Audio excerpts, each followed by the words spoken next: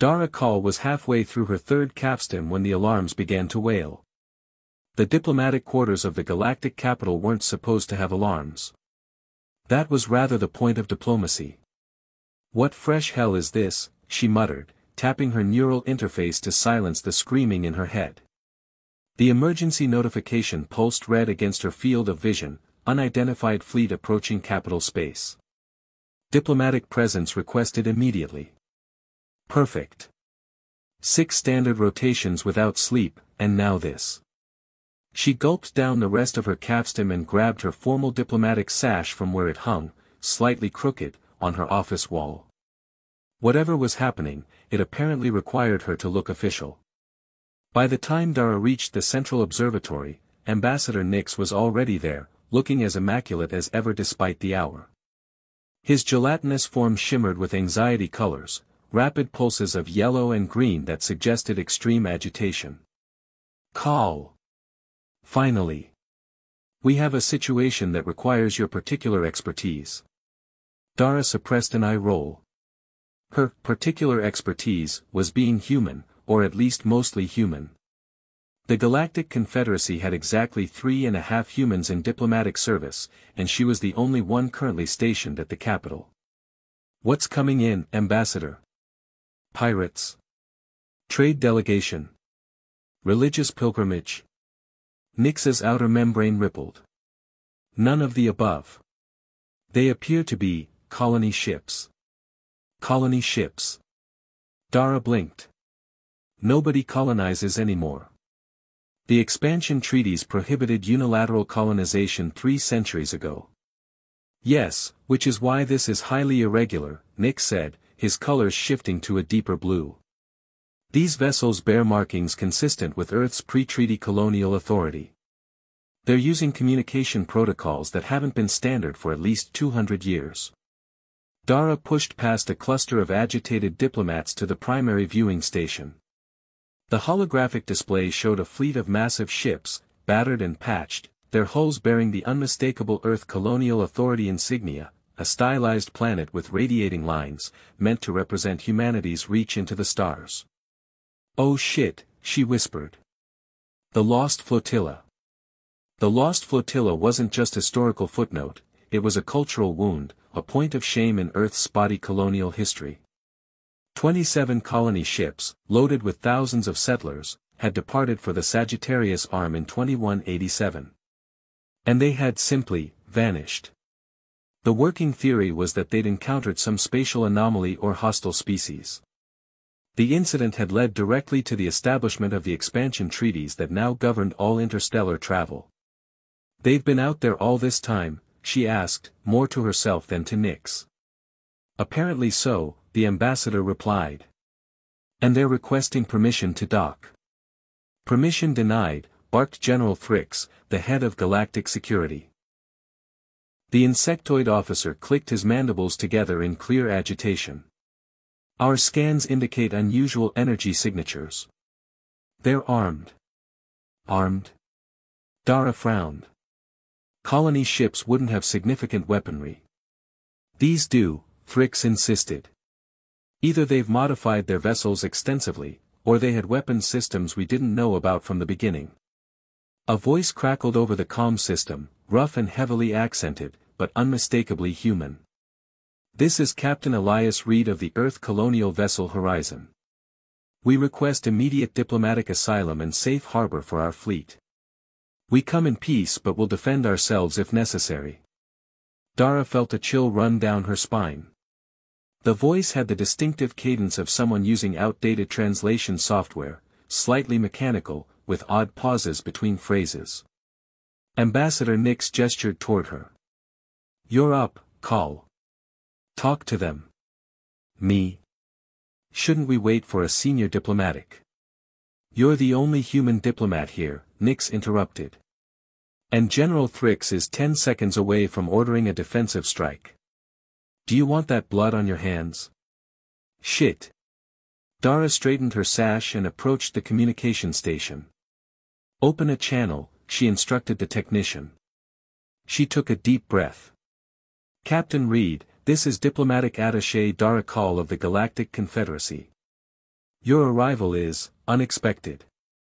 The Earth Colonial Authority was dissolved over 2 centuries ago under the expansion treaties. There was a long pause.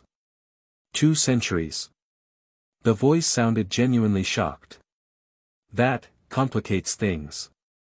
We've experienced significant temporal dilation. For us, departure from Earth was only 47 years ago. Dara's mind raced. Temporal dilation wasn't unheard of, especially with early FTL drives that sometimes interacted unpredictably with certain astronomical phenomena. But this degree of temporal shift was extreme. Captain, our sensors detect weaponry on your vessels. The Galactic Capital is a demilitarized zone. I need you to power down any offensive systems immediately. Another pause. Longer this time. We cannot comply with that request, Attaché Koll. These systems are necessary for our survival and our mission. The observatory erupted in concerned murmurs. General Thrix clicked his mandibles furiously. I'm scrambling defense squadrons. Wait. Dara held up her hand. Captain Reed, you must understand your position. You're commanding obsolete ships with outdated technology. You're outnumbered and outgunned. Whatever mission you were given by a now-defunct authority isn't worth the lives of your people. Perhaps, Reed replied, his voice taking on an edge of bitter amusement, you should see what we're carrying before you make that assessment. The main view screen flickered, and suddenly the observatory was filled with ghostly blue light. A holographic display materialized, showing the interior of what appeared to be a massive cargo hold. Inside were row upon row of cylindrical containers, each emblazoned with warning symbols that made General Thrix hiss in alarm. Genesis weapons, the general said, his voice uncharacteristically quiet. Planet killers. Dara's blood ran cold. Genesis weapons were banned under every treaty in civilized space, devices capable of restructuring planetary ecosystems at a molecular level. Originally designed as terraforming tools, their weaponized versions could render entire worlds uninhabitable in hours. That's impossible, she said. Earth never deployed Genesis technology. Officially, Captain Reed's voice replied. The Colonial Authority had broader ambitions than were publicly acknowledged. Dara felt the weight of the situation crash down on her. 27 colony ships armed with forbidden weapons had just appeared at the heart of galactic civilization, commanded by people who believed they were still operating under orders from 2 centuries ago. What exactly is it you want, Captain? She asked, fighting to keep her voice steady. What we've always wanted, Reed replied. A home. The coordinates we were given. The worlds we were promised. Ambassador Nix's colors flashed in alarm. Those territories have been settled for over a century. They're thriving member worlds of the Confederacy now. Then we have a problem, Reed said simply. Because we've spent 47 years getting there, and we have nowhere else to go. Dara closed her eyes briefly, calculating. Captain Reed, I'm requesting a face-to-face meeting. Just you and me, on neutral ground. The diplomatic shuttle bay can be cleared and secured for our conversation. General Thrix immediately began to protest, but Dara silenced him with a glare. My people have been in space for nearly 5 decades, Reed replied after a moment. I've buried 216 of them. Children have been born who've never felt gravity that wasn't artificial. And now you tell me it was all for nothing, that we're relics of a dead authority. His voice hardened. Give me one reason why I should trust you. Dara took a deep breath. Because I'm human too, Captain. At least mostly. And because if General Thrix here has his way, those children you mentioned will never feel any kind of gravity again. Let's talk. Human to human. The silence stretched so long that Dara thought the communication might have been cut. Finally, Reed's voice returned. One shuttle. No weapons. No tricks. I'll meet you in 1 hour. The communication ended. The observatory exploded into frantic activity, but Dara remained still, staring at the battered ships on the view screen. She had 1 hour to prevent a catastrophe, to somehow find a solution for thousands of displaced colonists armed with weapons that could destroy worlds. Just another day in galactic diplomacy. As she turned to leave, Ambassador Nix oozed alongside her, his colors now a troubled purple. "Koll, there's something you should know before you meet him." "What now?" she sighed. "Those ships, according to our historical records, they weren't just colony vessels. They were part of something called Project Remembrance." "Never heard of it." "Few have. It was classified beyond top secret. But from what our intelligence suggests, those Genesis weapons weren't meant for terraforming." Dara stopped walking. "What were they meant for?" Nix's voice dropped to a whisper. "Insurance. In case humanity ever needed to start over." The diplomatic shuttle bay had been cleared as Dara requested, but that didn't stop General Thrix from stationing a full security team just outside the blast doors. Subtle. Dara straightened her diplomatic sash for the 5th time and checked her reflection in a polished bulkhead. The neural implant at her temple glowed a soft blue, standard for diplomatic corps, allowing real-time access to historical databases and translation services. The shuttle that docked was far smaller than she'd expected, a utilitarian craft that had clearly seen better centuries. Its hull was patched in dozens of places, the metal discolored from radiation exposure and micro-impacts. When the airlock cycled open, Dara braced herself. Captain Elias Reed was tall and gaunt, with the unmistakable physique of someone who had lived their entire life in low gravity. His pale skin had a slightly translucent quality, and his eyes were too large for his face, adaptations to the artificial light of long-term space habitation. He wore a uniform that was meticulously maintained but hopelessly outdated, the insignia of the Earth Colonial Authority prominent on his chest. "Captain Reed," Dara extended her hand in the traditional Earth greeting. "Thank you for agreeing to meet." Reed stared at her hand for a moment before taking it. His grip was surprisingly strong. "Your neural implant," he said, nodding toward her temple. "Is that standard issue now?" "For diplomats, yes. Helps with the languages." She gestured toward a small seating area. "Please." "So," Dara began, "Project Remembrance." Reed's expression didn't change, but his posture stiffened slightly. "You've done your homework." "Not really. Ambassador Nix mentioned it just before I came here." "Care to fill in the gaps?" Reed studied her for a long moment. "How much do you know about the climate wars?" Dara accessed her historical database through her neural interface. Early 22nd century. Global conflict over dwindling resources following environmental collapse. Led to the formation of the Earth Unity Government. The sanitized version, Reed said with a humorless smile. The reality was messier. Billions dead. Entire regions rendered uninhabitable. And a ruling class convinced that humanity's days on Earth were numbered. He leaned forward. The colony initiative wasn't just about expansion. It was about preservation.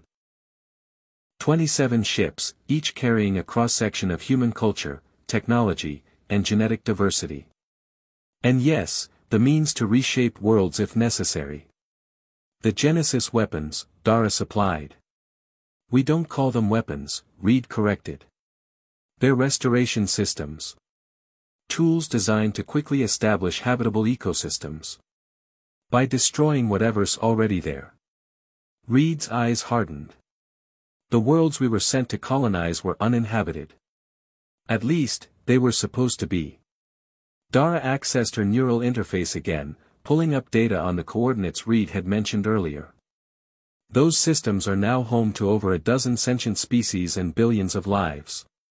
Which is why we diverted to the Galactic Capital instead of proceeding to our original destinations, Reed explained.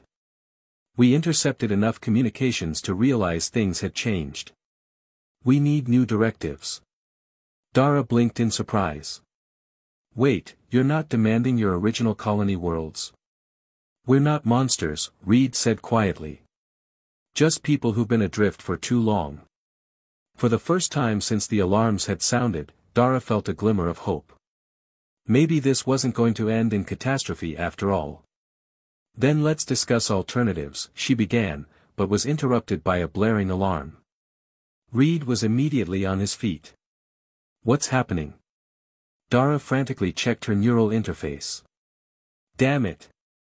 General Thrix has ordered a containment procedure on your fleet.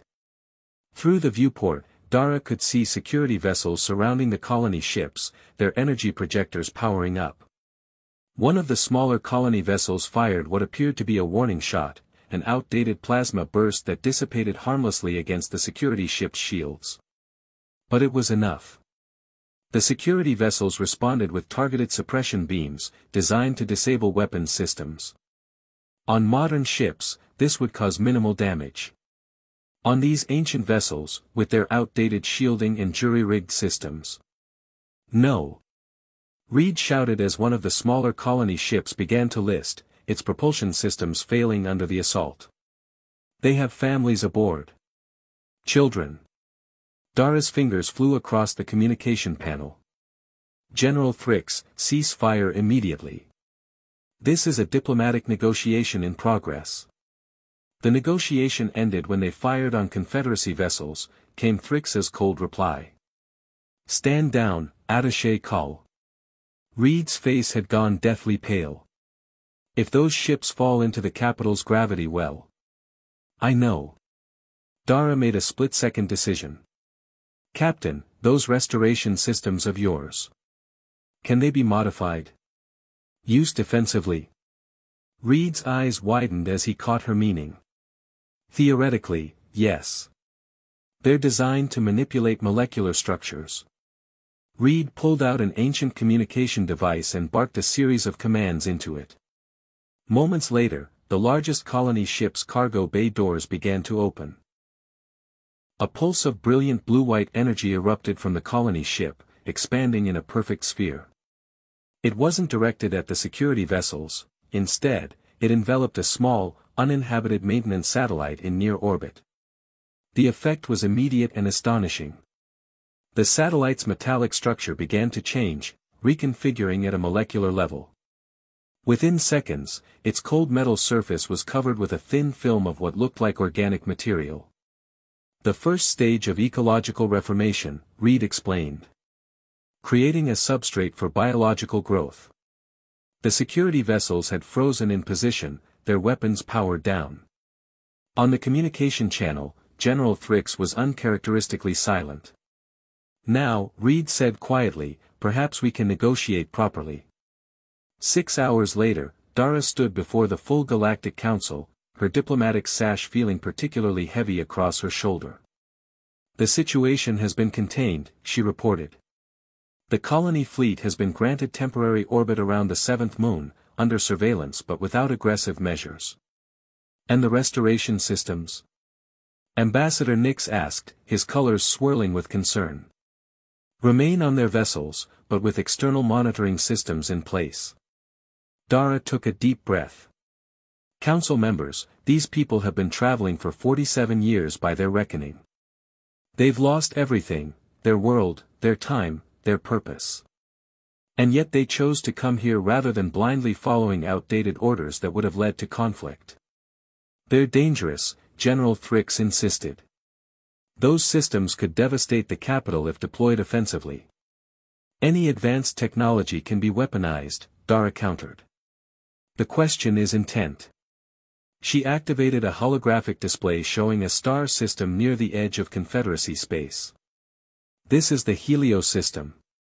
Uninhabited, but designated for potential terraforming under the expansion treaty exceptions for refugee populations. I'm proposing we help them, Dara explained. The technological advances they carry, particularly their molecular reformation systems, could revolutionize our terraforming capabilities if properly adapted to modern safety standards. In exchange, they get a home and reintegration into galactic society. The council chamber erupted in debate. Dara slipped away to where Reed waited in an antechamber, surrounded by a discreet but obvious security detail. They're considering it, she told him. It's not a sure thing, but there's a chance. Reed nodded slowly. And if they refuse? Then I resign from the diplomatic corps and become your advocate in the inevitable legal proceedings, Dara said simply. Reed's eyebrows rose. You'd do that?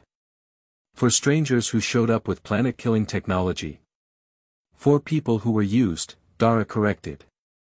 The Earth Colonial Authority sent your people out as an insurance policy, a backup plan for a civilization they thought was doomed. Ambassador Nix emerged from the council chamber, his colors a cautious blue-green. The council has reached a decision, he announced. The Helios proposal has been approved, with conditions. The colony fleet will be escorted to the system and assisted with settlement. All restoration systems will be studied by Confederacy scientists and modified to comply with current safety protocols. After Nix had departed, Reed turned to Dara. You never asked why we kept the systems active all these years. Why we didn't just jettison them when we realized how much they were slowing our journey. I figured you had your reasons, Dara shrugged. We did. Reed's voice grew quiet. Every 5 years, we received an automated transmission from Earth, a status update, essentially. For the first 30 years, they were increasingly desperate. Environmental collapse, political instability, resource wars. Then, in year 35, nothing. Silence. We assumed the worst. So you kept the systems because you thought Earth was gone, Dara realized. That you might be all that was left of humanity. Reed nodded. Our mission changed from colonization to preservation. We became custodians of humanity's legacy, its cultures, its genetic diversity, its technological achievements. Dara placed a hand on his arm. And now? A ghost of a smile crossed Reed's weathered face. Now we have to figure out who we are in a universe where we're not humanity's last hope. Just its longest journey. 6 months later, Dara stood on the observation deck of the diplomatic vessel Concordia, watching as the first habitat domes took shape on the surface of Helios Prime. The colony ships, now permanently grounded, had been repurposed as the foundation for the new settlement. They work fast, Ambassador Nix commented beside her. They've had decades of practice living in temporary conditions, Dara replied. Building something permanent is motivating. In the distance, she could see the distinctive blue glow of a modified restoration system at work, carefully reconfiguring a barren valley into arable land under the supervision of Confederacy scientists. The technology was proving even more revolutionary than anticipated, capable of